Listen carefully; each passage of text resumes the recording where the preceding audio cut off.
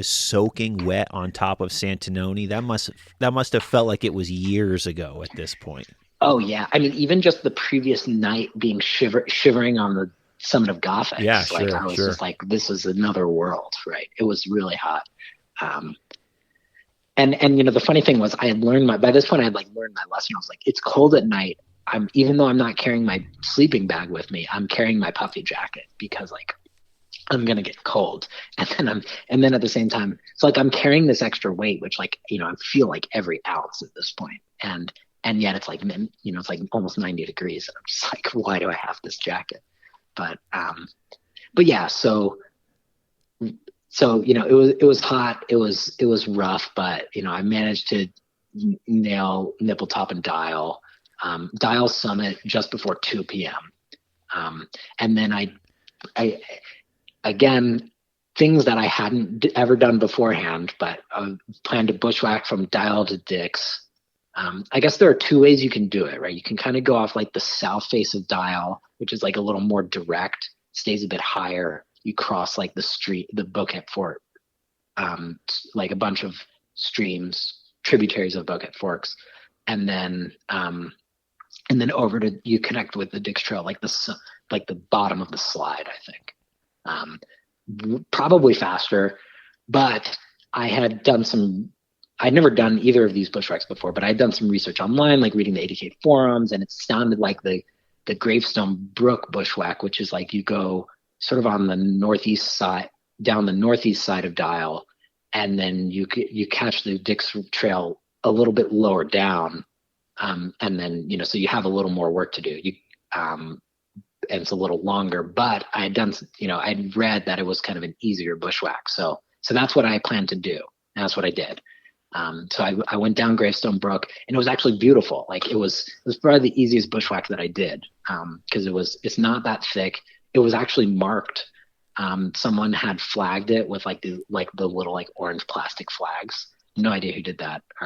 Or if it's still there, but yeah, the flags really helped me. I made it through that bushwhack pretty quickly in just about an hour, from leaving Dial around 2 and then connecting the Dix Trail at the bottom of Gravestone Brook at 3. And then it's a huge climb all the way up Dix, basically, from there. Oh, it's a huge climb, all right. It is it is a huge climb indeed, but one you're very familiar with. Yeah, it's one that I've done. It was actually probably easy. It definitely felt easier this time, actually. I will say, mainly because I wasn't carrying heavy weight.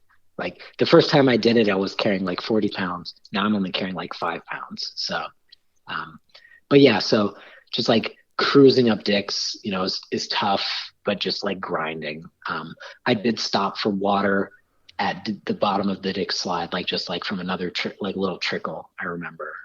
And I remember chatting with some people who were like, it's like 4:00, right? So people are like coming home after a day of hiking. So the people were like descending Dix. I think I was the only nutcase still going up at that time. But anyway, yeah, so I just grind up Dix. I reached the Dix summit at 4:48. And it's like sun's like getting low in the sky, like starting to like feel like evening. Still got the whole Dix range and more to do. But the Dix range is like pretty much cruising after that point, right? So I'm not running, I'm just walking at this point, but I make pretty good time over.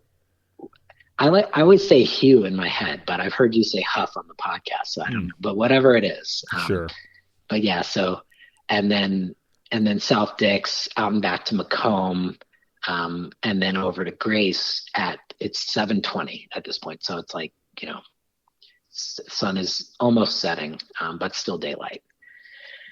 And so then from there down the Boquet Forks Trail or Herd Path, I can't remember if it's an actual marked trail, but then all the way to Route 73.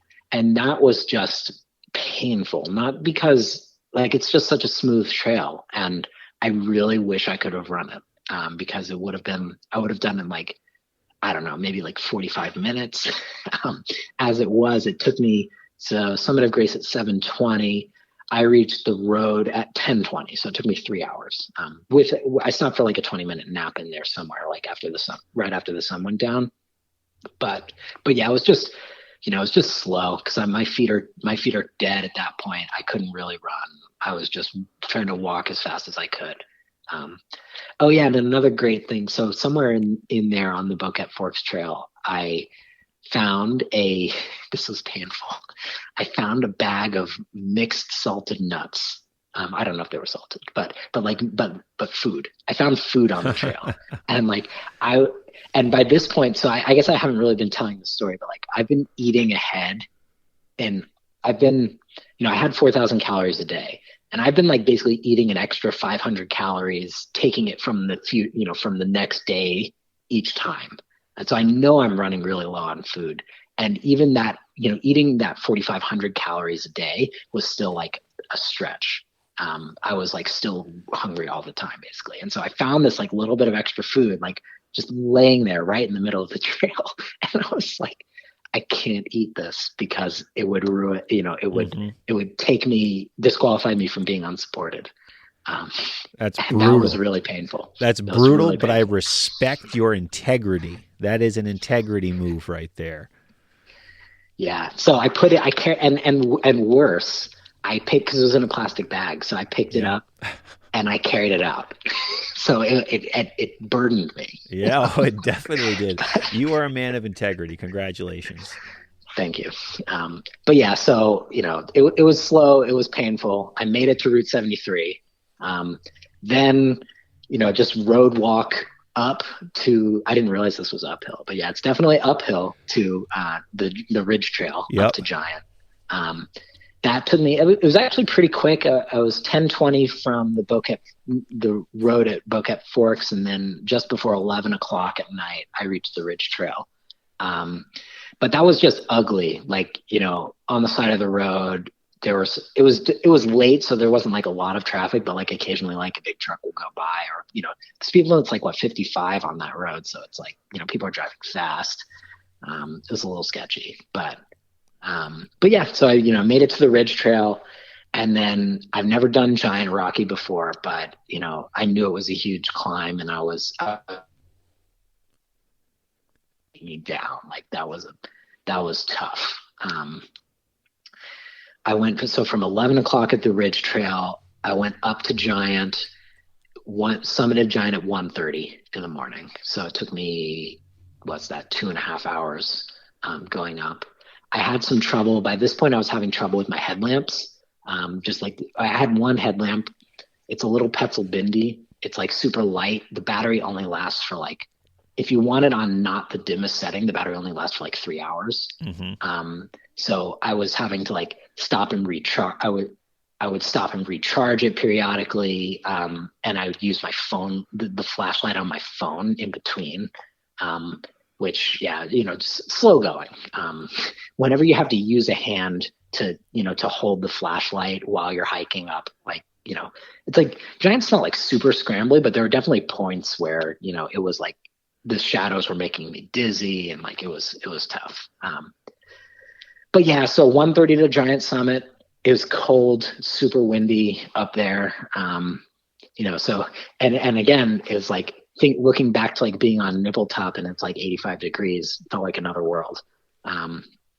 But yeah, so then from Giant over to down and traverse to Rocky, which took a lot longer than I thought, probably just because I was moving slow, but it was 2:15 to the Rocky Peak Ridge Summit. And then all the way down the Roaring Brook Trail descent from Giant. I reached, that was, again, super painful because, like I said, the descents, just like I couldn't do the descents. And I reached the Route 73 at the Roaring Brook Trailhead at 4:30 in the morning. I had passed a group of people heading up Giant for the sunrise, somewhere in there. That was really demoralizing, actually. Oh, I could imagine. I could imagine. Now, at this point, how many? So you've mentioned you've lost toenails and that the toes are hurting. How many toenails have you lost at this point, and how many blisters have you accumulated at this point? Day 4. So at this point, I think I'm actually still doing okay in the blisters, in the blister front. I don't specifically remember. I managed to, like, I have a pretty good blister system where like I'll kind of pop them and throw down some Luco tape and, just kind of like keeps it in there. I don't really remember with the blisters.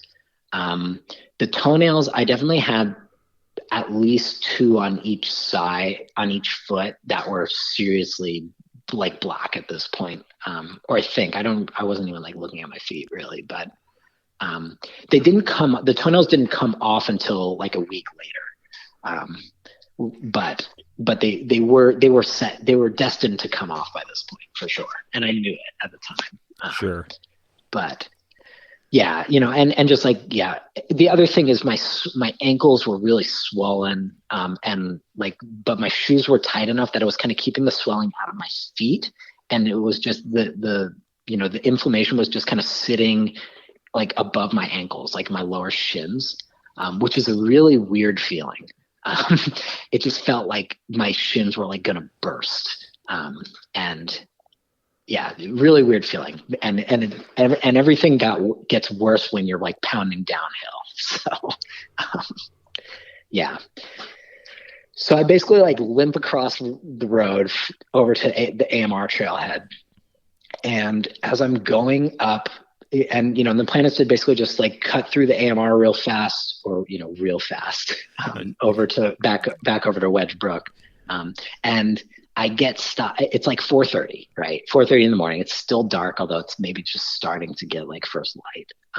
And I get stopped by the AMR parking official who's driving his golf cart over to the parking lot because, I guess I knew they have like a reservation system. Oh, they do. All right. Yeah. And I did not make a reservation. And I didn't realize this at the time. At the time, I had just assumed like, oh, I'm not parking, so I don't have to worry about it. You would assume that, and one would be able to assume that, but for whatever reason, that's not the case. Yeah, I've done a whole episode on this. It kind of drives me insane, this whole thing over there. But yeah, so that's right in practice, this whole, you're not even parked there, why should it matter? But, that's a whole other conversation. So, I'm like extremely tired and my feet hurt and it's 4:30 in the morning. And then the parking official stops me and he's like, where are you going? And I was like, oh, it's over to Wedge Brook. And he was like, do you have a permit? And I was like, no. And he was like, okay, you need to leave basically.